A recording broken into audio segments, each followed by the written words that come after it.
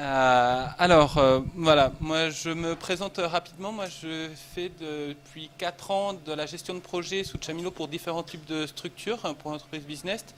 Et donc là aujourd'hui mon but c'est de vous montrer rapidement ce que fait Chamilo et différents projets que l'on a montés pour voir les différentes optiques ou options ou possibilités qu'il y a pour donner des idées et après avoir entre 5 et 10 minutes pour en discuter s'il y a d'autres remarques. Une première question pour savoir si je vais rapidement au début sur qui connaît déjà Chamilo. D'accord, 3, 4, ok. Donc je vais quand même prendre le temps de faire les slides de présentation générique. Donc, Chamilo, c'est une plateforme de e-learning, ou LMS en anglais, mais ça représente beaucoup de choses en fait. C'est une communauté de plus de 17 millions d'utilisateurs dans le monde maintenant, avec plus de 40 000 portails ouverts, référencés. Donc ça représente, il y a une partie des développeurs, il y a beaucoup d'utilisateurs, il y a des administrateurs, ça représente différentes personnes, il y a des traducteurs. Comme dans tout projet libre, ça représente beaucoup de gens de profils différents. C'est donc la plateforme e-learning, c'est une association pour coordonner justement comment utiliser et assurer que ça reste un logiciel libre, ouvert et disponible et assurer la communication sur le projet. Donc il y a 7 membres qui sont dans 5 pays, donc qui sont représentés un peu partout dans le monde. C'est donc un logiciel libre, comme je disais au début. C'est des partenaires donc, de l'association et donc il y a plusieurs entreprises qui développent Chamilo, qui supportent Chamilo. Donc il y a une communauté qui est à la fois de personnes individuelles, de professeurs et de développeurs, mais également des entreprises qui apportent leur contribution. Et plusieurs universités. Donc en particulier, il y en a 3 qui sont référencées, qui sont inscrites à l'association en tant qu'université membre de l'association Chamilo. C'est pour ça qu'on met 3, mais après il y en a beaucoup d'autres qui utilisent, qui ne sont pas inscrites à l'association en tant que telle. Et ça représente beaucoup d'emplois un peu partout dans le monde. Alors, comme je le disais tout à l'heure, je vais faire rapidement une petite présentation pour dire ce que permet Chamilo, pour avoir une base commune, pour que tout le monde sache un petit peu... Donc, comme on disait tout à l'heure, c'est une plateforme de... hop là, il me manque un slide par là. Bon, j'ai inversé. Une plateforme donc, qui permet d'accéder à des cours. Donc, pour un utilisateur lambda, il a sa liste de cours. Donc, on va voir tout à l'heure, ça peut se présenter différemment. Et le principe, c'est je peux suivre des cours en ligne. Ou mixte, ligne et présentiel. On peut gérer donc des apprenants avec... qui peuvent être très nombreux. Comme on voit là, c'est une plateforme, ça c'est une des plus grosses, qui a 830 000 utilisateurs inscrits. Ils ne sont pas tous actifs. Il y en a à peu près entre 50 et 100 000 par mois qui sont actifs. Mais ça permet de gérer de grandes structures jusqu'à ce nombre-là et de gérer les utilisateurs avec pas mal d'options sur chaque utilisateur pour voir à quel cours ils sont inscrits, les informations du profil, pouvoir se loguer comme cet utilisateur, faire le suivi de ses cours, tout ce qui est édition, la gestion des compétences et ainsi de suite. Donc gestion standard d'utilisateurs comme dans pas mal d'applications. Donc on part de la liste des cours, on peut y accéder à partir de téléphones portables ou à partir de tablettes. Et le but, c'est d'accéder donc à des cours avec des outils. Donc il y a une liste, il y a pas mal d'outils, il y a plus de 20 outils pédagogiques. Donc on les répartit entre les outils de création de contenu. Donc avec les plus importants qui sont les documents. Donc pour donner accès à des documents spécifiques aux apprenants en déterminant les droits. Les parcours, j'y reviens ensuite. Des liens pour donner accès à des ressources externes. On peut créer des exercices ou tout un système d'évaluation. On peut envoyer des annonces pour prévenir d'événements spécifiques. On peut créer un cahier de notes pour faire des validations automatiques. Donc, si j'obtiens une certaine note à un exercice, c'est les 3 exercices et l'exercice de validation du cours. Donc, on peut gérer tout un système de validation automatique du cours. Et voilà, pour ce qui est de la production. Et je reviens maintenant sur Parcours, qui est ce qui va permettre de créer ce que certains appellent un cours, donc qui est un suivi avec un sommaire sur la gauche, un suivi d'étapes du cours, et des contenus qu'on va agréger, donc qui peuvent être des documents que l'on aura créés avant, ou des exercices. Chaque élément va se voir un par un au fur et à mesure. Donc tout s'agrège au sein d'un parcours d'apprentissage dans le cours, où on peut avoir plusieurs parcours d'apprentissage avec des étapes de validation pour permettre le passage au parcours suivant. Donc ensuite, il y a un ensemble d'outils d'interaction, donc comme des forums, le partage de documents pour envoyer à une personne en particulier. On peut créer des groupes de travaux pratiques. On peut créer des tâches justement ou des travaux qui sont à remettre, donc un document à faire ou un exercice à faire en groupe et à remettre le résultat, etc. Ça donne quelque chose comme ça, en fait, un parcours. C'est donc à gauche les différents éléments. On voit le type si c'est des fiches d'apprentissage, si ce sont des vidéos, comme par exemple ici une vidéo à voir, ou des exercices à réaliser et une évaluation finale, comme on voit ici, pour la validation du parcours ou du cours entier, suivant le cas. On a tout un système de gestion de compétences, donc une roue des compétences avec le savoir au centre, et ensuite réparti en groupes et en sous-groupes et sous-compétences et ainsi de suite, qui peuvent être attribués aux apprenants ou, quand ils valident un parcours, ils obtiennent des compétences qui sont déterminées. Donc ça, c'est au niveau de la plateforme. On peut très bien utiliser, s'il y a un référentiel de compétences qui existe dans l'université, on peut importer ce référentiel de compétences et ensuite l'exporter. On a intégré le système Open Badge qui permet, donc de la fondation Mozilla, qui permet d'avoir son sac de badges, donc des compétences qu'on a valorisées et qu'on récupère de différentes sources. Donc une plateforme Chamilo peut être une source de validation de compétences qui ont été fournies par l'institution qui gère la plateforme. Voilà, donc globalement, Chamilo, ça permet de faire ça, de gérer. Après, il y a des choses plus complexes, de créer des sessions. Par exemple, un cours de mathématiques qu'on va redonner chaque année, on va créer une session qui va permettre de créer pour cette année-là une fenêtre en fait de visualisation du cours. On va pouvoir mettre des indications spécifiques, où il va y avoir des apprenants spécifiques, où il va y avoir une date de début, une date de fin. Et ensuite, l'année suivante, on recrée une nouvelle session, on récupère le cours de base et on a remis à zéro en fait, et on peut réutiliser. Là maintenant, je vais en profiter pour vous présenter donc différents projets qui utilisent Chamilo. Maintenant qu'on a vu la base de comment ça s'utilise, différents projets qui vont montrer une visualisation différente de ce qui peut être fait avec Chamilo. Donc là, c'est la page d'accueil d'un projet qui s'appelle Parcours, qui est de l'OFAGE, qui est l'Office français et allemand pour la jeunesse. Et donc, ils accompagnent les jeunes qui vont faire des stages dans le pays en face, donc pour se préparer au niveau linguistique, mais aussi pratique. Et donc, gérer des cours de langue, des cours plus pratiques, par exemple, comment ça se passe quand je vais à la banque pour me créer un compte. Parce que quand je vais arriver, je vais devoir gérer ça si je fais mon stage, etc. Donc, la page d'accueil des informations génériques et, que l'on peut attribuer.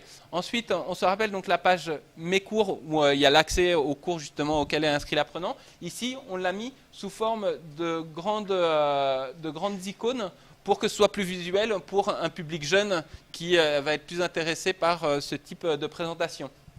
On voit aussi le menu qui est changé, qui est simplifié et remis plus dans la boîte du profil.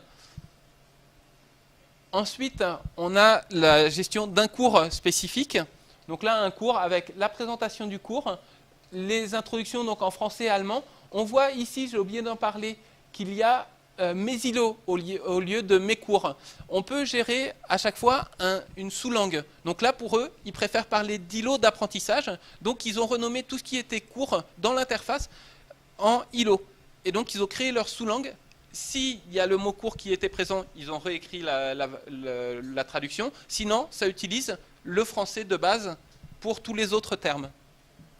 Et on voit là, tous les outils qui sont disponibles, où où on a recréé d'autres icônes qui correspondaient plus à leur visualisation et qui s'intègrent avec leur charte graphique, donc verte et violette, qui était souhaitée. Ensuite, un parcours, comme on voyait tout à l'heure, qui était comme ça. On a redéfini le menu. Comme eux, ils ont énormément d'éléments au sein d'un îlot d'apprentissage. Ils utilisent un seul parcours. Donc, pour refermer toutes les sections, pour seulement voir bien la section ou la sous-section dans laquelle on est et l'élément sur lequel on est. Donc là, un type d'exercice avec une présentation redéfinie.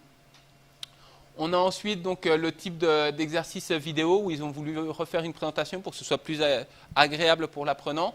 De même pour le type d'exercice avec des sélecteurs pour donc tout ce qui est outils d'apprentissage de la langue, où on écoute une présentation et ensuite on a des questions et ainsi de suite. Avec eux, ils souhaitent plutôt que ce soit un apprentissage sans avoir de notes. Donc il n'y a pas de résultat sous forme de notes. Il y a juste l'apprenant peut savoir s'il a réussi ou pas. Et au bout de 3 tentatives seulement, on lui montre les réponses correctes pour que quand même il puisse à la fin avoir un retour sur ce qui aurait dû être la réponse correcte s'il ne l'a pas trouvé au bout de 3 tentatives.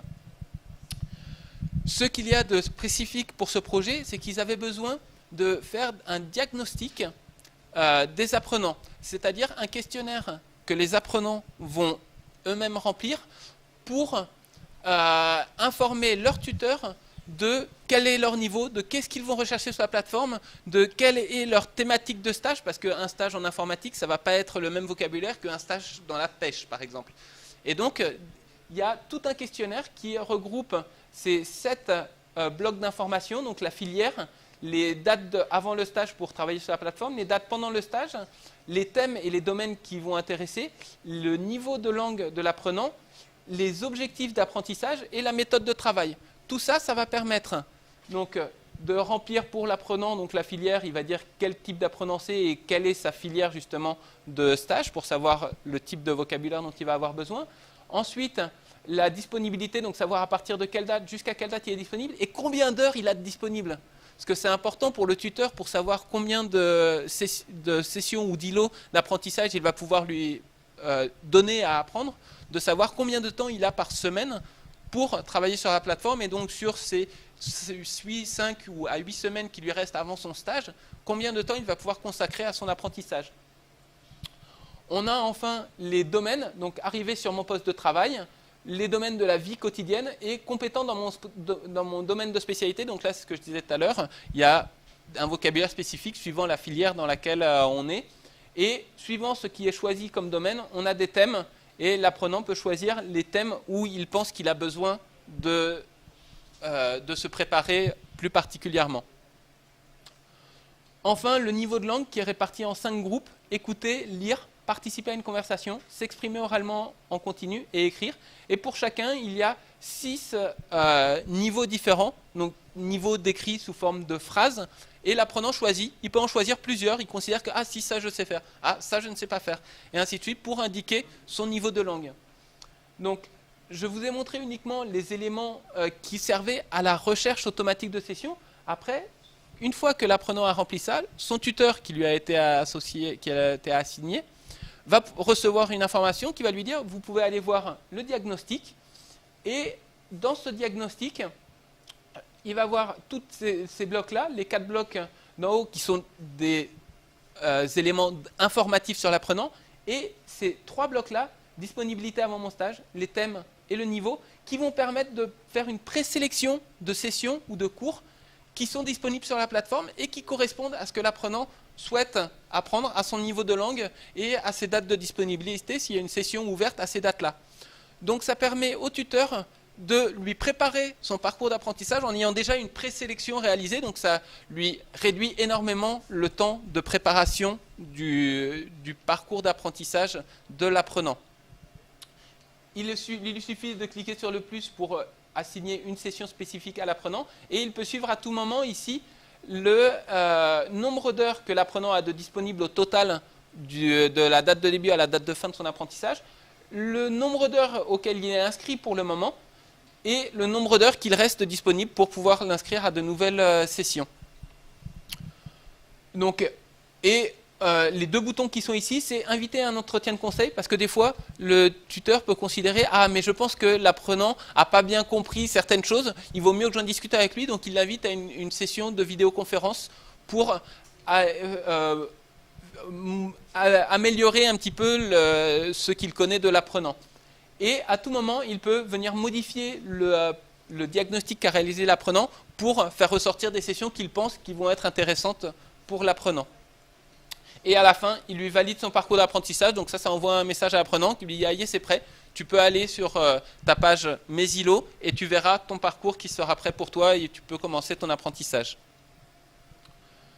Donc, autre chose de ce projet qui était sur la fiche d'inscription, Généralement, dans la plupart des institutions, ils ont un système de gestion des personnes qui participent à une institution, et donc ils ont déjà un système interne administratif. Donc pour ne pas avoir à remplir des informations, quelqu'un qui s'est inscrit à l'OFAGE, ensuite il arrive sur la plateforme, on lui dit voilà, vous allez ressaisir. On a mis un système de SSO, leur système s'appelle TCC, et donc si je mets mon email, je mets déjà inscrit à TCC, ça me pré-remplit, et ensuite, dans la plateforme, je peux passer de l'un à l'autre, accéder à TCC ou accéder à Chamilo depuis l'un ou l'autre sans difficulté. Ensuite, une autre application qui était au sein de l'OFAGE, c'est qui s'appelle Mobidico. C'est un dictionnaire de langue de traduction français-allemand où pour avoir avec le vocabulaire spécifique qu'eux ils utilisent au sein de l'institution. Et donc ça, c'est aussi une application auquel ont accès les apprenants, où ils ont déjà un compte quand ils sont dans l'institution, et donc là, ils passent de façon transparente de l'un à l'autre. Donc toutes ces modifications ont été réalisées et sont disponibles sur Chamilo est développé et mis à disposition sur la plateforme GitHub, et donc tous ces développements spécifiques pour ce projet-là, c'est une branche spécifique, mais ils sont disponibles également. Comme ça, on peut faire une installation spécifique, mais ça reste disponible et c'est réintégré dans le Chamilo de base, tout ce qui correspond à des besoins génériques, par exemple. Ensuite, un autre exemple que je voulais donner, c'était une institution qui s'appelle Promotrans, qui fait de la formation pour les apprenants universitaires. Donc eux, ils font de la logistique principalement.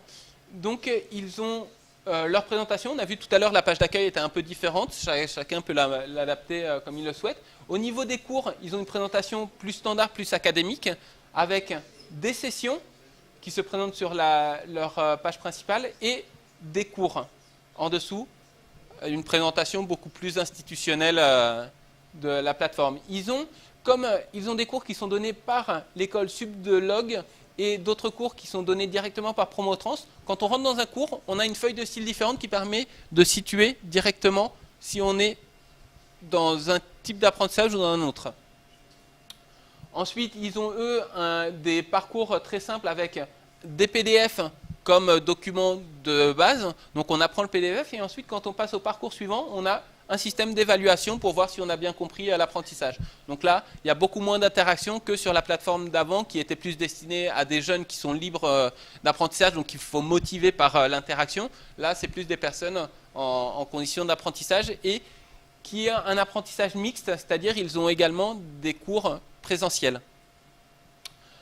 Enfin, eux, ils ont besoin, vu qu'il y a des professeurs derrière qui suivent ça et qu'ils doivent valider ou non l'apprentissage, ils ont besoin de beaucoup de rapports d'apprentissage. C'est-à-dire, pour chaque session, ils peuvent avoir un rapport qui leur dit, pour le temps passé par l'apprenant sur la plateforme, les cours qui sont à l'intérieur de cette session. Une session peut agréger plusieurs cours. Le résultat obtenu par cet apprenant dans ce cours-là et son niveau de progression dans les parcours disponibles dans ce cours spécifique. Ce qui permet d'avoir un suivi rapide d'une session. Par exemple, le responsable de la session peut suivre tout ce qui est réalisé par ses apprenants en un seul coup d'œil. Après, il peut l'exporter en CSV pour pouvoir l'utiliser dans d'autres applications de gestion de statistiques. On a la même chose de suivi des enseignants. C'est une entreprise privée, ils ont besoin de savoir qui passe du temps, qui a demandé des travaux aux apprenants. Donc là, on a le temps passé sur la plateforme. Pareil, le nombre d'apprenants dans ce cours-là. Le nombre de travaux totaux qui est disponible pour les apprenants. Le nombre de travaux qui a été demandé par cet enseignant-là spécifiquement. Et le temps passé dans ce cours-là par cet enseignant. Donc comme ça, pour savoir quel est le temps qu'il consacre au suivi des apprenants et ainsi de suite. Ensuite, on a un autre projet, c'est la plateforme de Formasciences. Eux, ils préparent les étudiants au bac, donc pour faire des cours d'accompagnement. Et ce qui est très intéressant ici, c'est qu'ils ont en moyenne 500 apprenants, mais qu'ils rééditent à chaque fois tous les cours. Ils refont spécifiquement pour correspondre aux besoins du moment donné. Donc chaque mois, ils revoient leurs cours pour que ce soit très interactif et très adapté à l'apprenant.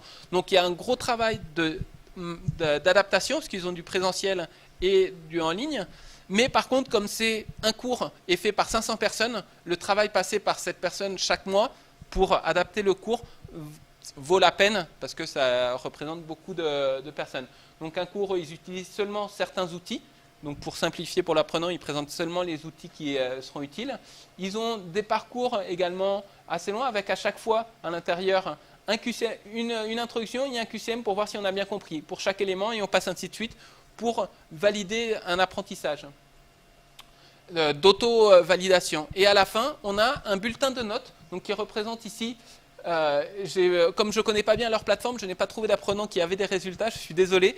Donc je vous présente celui de test que j'avais créé, donc, où on a un ensemble de tests qui ont un nombre de points qui permet d'avoir des résultats. Et quand on obtient ces résultats, on a un tableau qui est généré et on valide ou non l'apprentissage si on a eu au moins un pourcentage de points au total. Et on génère un relevé de notes qui va être donné à l'apprenant physiquement à l'arrivée.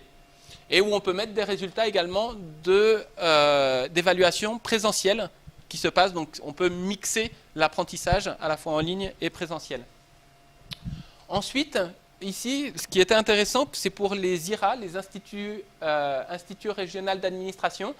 Donc ils ont une plateforme commune pour 5 institutions. Il y a à Bastia, il y a à Lyon, il y a à Metz, il y a à Lille et il y a à Nantes.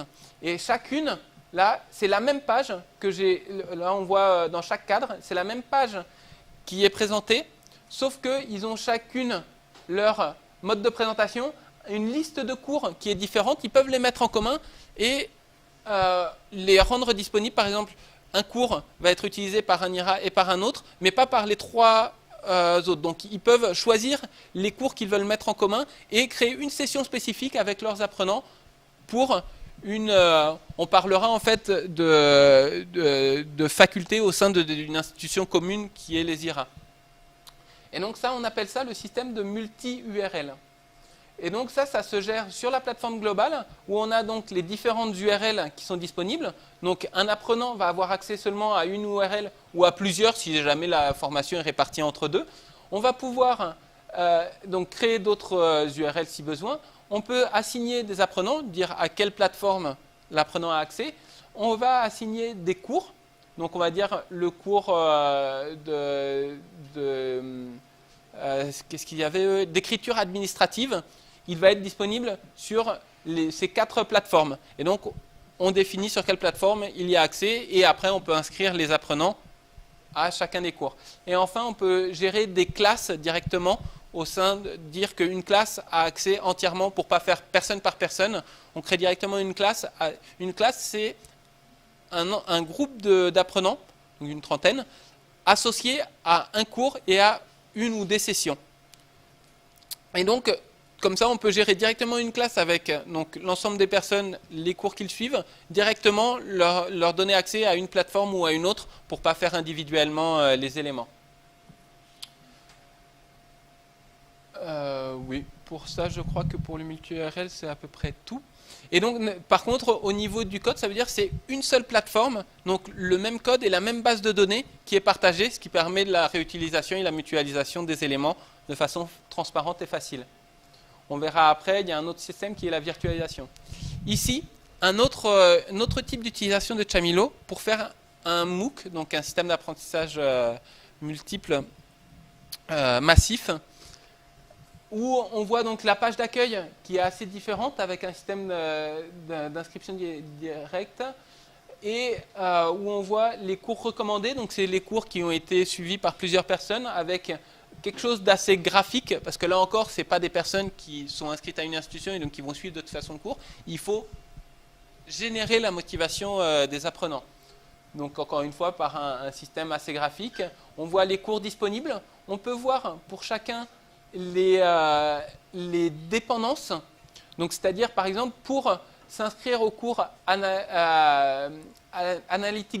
analyse digitale, il faut déjà avoir suivi le cours de moteur de recherche, optimisation de moteur de recherche. Et donc, si quand on va cliquer ici pour voir les dépendances, on va voir il faut avoir suivi ce cours. Donc, l'apprenant peut créer lui-même il veut obtenir telle compétence ou telle formation, il peut voir exactement quels sont les cours auxquels il veut s'inscrire et demander ici, par exemple, on voit, il est déjà inscrit dans ce cours, il peut s'inscrire dans ces 3 autres-là qui sont disponibles et ouverts à l'apprentissage. Ensuite, une fois qu'on est connecté, on a donc un système beaucoup plus visuel avec plus de type serious game, avec des points, des pourcentages d'avancement, des points qui sont obtenus et des étoiles pour montrer si l'avancement dans l'apprentissage. Donc là, on voit, on avait vu tout à l'heure, il était inscrit à ce cours-là, le cours actuel. Après, on peut revenir sur des cours qu'on a déjà fait avant pour reprendre un apprentissage qu'on aurait oublié. Et on peut continuer l'apprentissage. Donc une interface assez simple. Et quand on est dans un cours, donc généralement c'est très visuel avec des vidéos d'apprentissage, des forums directement intégrés au niveau de chaque étape de formation. Et à la fin, des évaluations justement pour valider l'apprentissage. Donc là, un système de questionnaire pour voir si on valide l'apprentissage, vu qu'il n'y a pas du tout d'interaction avec des professeurs. Tout se fait seul face à la plateforme. Et une fois qu'on a obtenu le score nécessaire, on arrive on obtient un certificat que l'on peut partager pour montrer qu'on a obtenu ces compétences-là, que l'on peut exporter. À l'époque où ça a été fait, il n'y avait pas encore l'intégration avec les Open Badges de Mozilla. Mais maintenant, on peut, à partir d'ici, exporter son Open Badge que l'on a obtenu sur la plateforme du MOOC. Et on voit ici donc les points qu'on a obtenus. Et il y a un classement entre les différents apprenants. Donc on peut aussi montrer qu'on a été celui qui a eu le plus de points dans la formation pour se différencier des autres, pour motiver justement un apprentissage, essayer d'avoir les meilleurs résultats et ainsi de suite. Ensuite, ici, c'est un autre projet en Belgique où là, par contre, eux, c'est une institution où ils ont environ 30 000 apprenants, où au départ, ils ont mis en place une plateforme de e-learning, c'était un complément. Eux, ils avaient des cours présentiels et ce n'était pas très important. Un jour, ils ont eu un problème technique, la plateforme a été indisponible pendant 24 heures. Ils ont vu la dépendance qu'ils avaient à cette plateforme parce qu'ils avaient commencé à mettre tous leurs documents. Et donc, quand ils commençaient un cours, ils disaient aux élèves, voilà, prenez l'élément ici. Quand ils prévoyaient un cours spécifique dans une salle, ils créaient une annonce dans le cours. Et c'est devenu un outil indispensable. Et maintenant, ça devient ils ont changé totalement de stratégie et ils investissent maintenant pour l'utiliser encore plus. Parce qu'ils se rendent compte que c'est devenu un outil du quotidien d'utilisation. Et là, ce qu'ils développent en ce moment, c'est un système pour montrer le suivi pour une carrière donnée. Donc, un étudiant veut apprendre l'ingénierie web. Eh bien, il va voir les cours. Donc là, c'est une session qui contient 2 cours et où il y a 80 unités de temps d'apprentissage. Ensuite, une fois qu'il a validé cette session, il pourra passer à ce cours-là, qui est également 80 minutes de temps d'apprentissage. Ensuite, il pourra accéder à ce cours-là. Je suis désolé, c'est une plateforme en néerlandais, donc c'est pour ça que les noms sont peu compréhensibles. Et arriver à la fin au cours qu'il souhaite obtenir. Donc on voit tout le cycle de l'apprentissage d'une carrière spécifique pour arriver aux besoins. Donc c'est en cours de fin de développement, c'est pour ça que la mise en forme n'est pas encore parfaite, mais par contre ça c'est généré à partir d'un fichier CSV d'import. Donc eux, ils exportent ce CSV de leur système administratif et ça génère automatiquement avec les codes qui sont en dessous, c'est pour présenter le code du cours, et automatiquement relié. Et donc l'apprenant, quand il est inscrit dans un cours, il va pouvoir voir quel est son positionnement dans sa carrière d'apprentissage et savoir quels sont les cours qu'il y a derrière et ainsi de suite, généré automatiquement à partir de ce document et du fait que l'apprenant est inscrit dans un cours spécifique. Ensuite, ici, je vais vous parler de l'Académie d'Aix-Marseille qui utilise Chamilo. Et ce qui est très intéressant pour eux, c'est qu'avec 2 personnes à mi-temps, et le support technique d'une entreprise externe business pour accompagner à des niveaux techniques plus hauts, ils arrivent à gérer 370 Chamilo pour les 370 écoles primaires de la région. Donc avec 2 personnes à mi-temps. Comment ils ont fait ça en fait ? Il y a eu un développement d'un système de virtualisation, de création de modèles de plateforme Chamilo Donc ici, on voit, on gère des instances de Chamilo. On peut créer un modèle. Donc on met un Chamilo avec un modèle, avec une présentation qui va correspondre au type école primaire. Ensuite, école maternelle. On va faire un autre école primaire du département spécifique, parce que peut-être sur un département, ils vont avoir des éléments un peu différents. On prépare la configuration au niveau de l'administration, de savoir quels sont les droits de l'administration, quels sont les types d'utilisateurs, ainsi de suite. Et on crée un snapshot en fait de la plateforme. Et l'administrateur central va pouvoir dupliquer, créer une instance sur un autre serveur, pour une école spécifique, créer une instance et l'école aura sa propre plateforme disponible et ainsi pouvoir gérer. S'il y a un problème sur une plateforme, on sait ce que c'est, on dit je mets à jour, ici on a les éléments pour une instance, pour l'éditer, pour créer un snapshot à partir d'une instance, tiens celle-là elle est bien, ça serait bien qu'on la réplique à d'autres endroits, donc on crée une nouvelle image. Si ici, c'est pour mettre à jour, parce que Chamilo, il y a des nouvelles versions qui sortent. Ah bah, je voudrais mettre à jour cet instance, je teste, ça marche. Bon, bah maintenant, j'applique cette nouvelle image aux 50 écoles qui utilisaient ce modèle-là avant, et ainsi de suite. Et avec tout ce système de gestion, de virtualisation, là tout à l'heure, on parlait de multi-URL, qui est donc d'avoir accès à la même plateforme, mais avec des visualisations différentes, avec des configurations qui peuvent être un peu différentes. Là, c'est vraiment une plateforme totale qui est dupliquée, donc avec une base de données spécifique et une base de fichiers de code spécifique. Donc il n'y a pas de partage de cours ou des choses comme ça, mais par contre, ça permet à une administration comme une région de gérer pour toutes les écoles. Donc comme je disais tout à l'heure, avec 2 personnes à mi-temps, ils arrivent à faire la gestion de toutes les plateformes de 370 écoles. Ensuite, je vous parle rapidement de 3 autres projets où là, c'était plus pour encore donner quelques idées avant de lancer une discussion pour les 5-10 minutes qui va rester. 5 minutes, ok.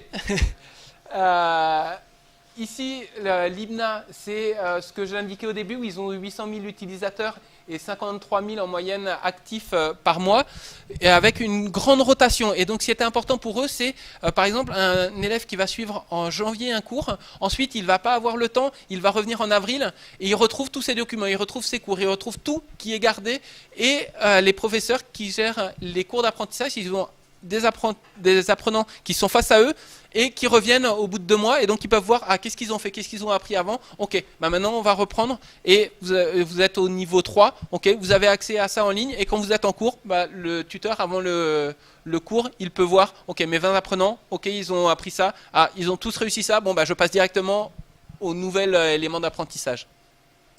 Ensuite, le ministère au niveau du Pérou, ce qui était intéressant dans le ministère de l'Éducation, c'est qu'ils voulaient gérer pour tous les travailleurs du ministère une plateforme de formation pour améliorer justement les services qui sont donnés par le ministère.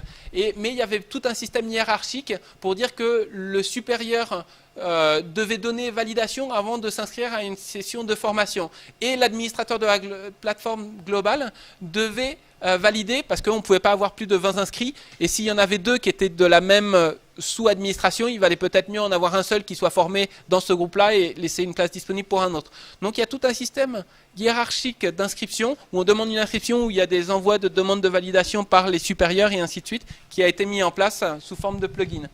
Et enfin, l'université de Genève, où eux, c'est plus pour la gestion du SSO avec l'interconnexion avec leur système LDAP et sous forme avec CAS, c'est pas un système, c'est un bon. Avec CAS, la logique de CAS pour l'authentification des apprenants sur toute leur plateforme. Donc, quand ils sont logués sur le site de l'université, ils ont accès directement aux différentes plateformes qui sont mises à disposition pour eux.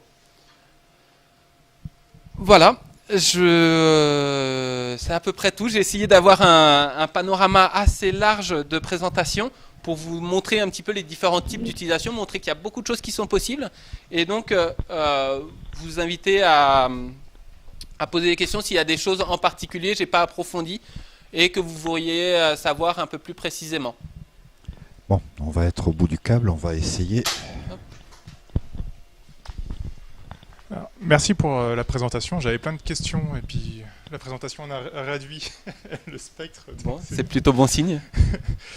Alors moi j'étais sur Moodle en fait, je suis consultant pour des grands groupes et j'étais sur Moodle, j'ai découvert Chamilo en début d'année et j'ai présenté Chamilo au mois de mars à une des plus grosses caisses de retraite de France et ils ont décidé de transformer leurs 25 plateformes Moodle en Chamilo, donc félicitations déjà à votre équipe de développement parce qu'ils sont littéralement tombés de leur chaise en fait quand ils ont vu l'ergonomie, le graphisme et la facilité d'utilisation de Chamilo. Donc, voilà. Merci. Déjà, c'était merci généralement, j'ai rien fait, moi. Je reviens sur l'Université de Genève. Ils ont mis à disposition des professeurs une plateforme Chamilo et une plateforme Moodle et ils leur ont donné une formation d'une demi-journée pour l'utilisation.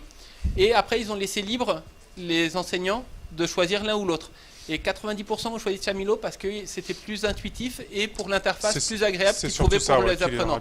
Donc là, ça correspond également au retour qu'il y a.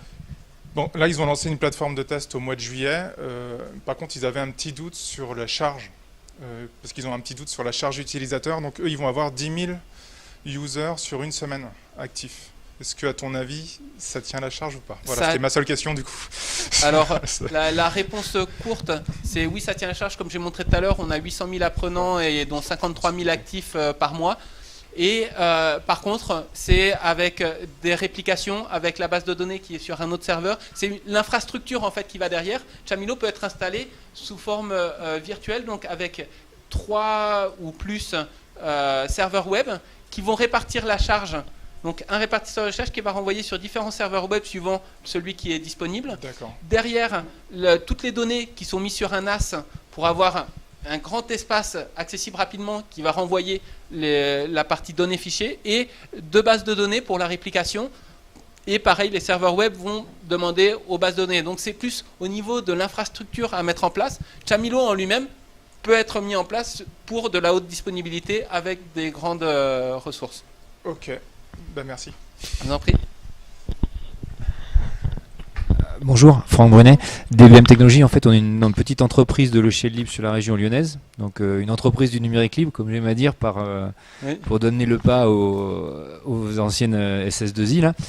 Et effectivement, notre spécialité n'est pas du tout Chamilo. Nous, on fait principalement de l'infogérance de serveurs Linux pour nos clients.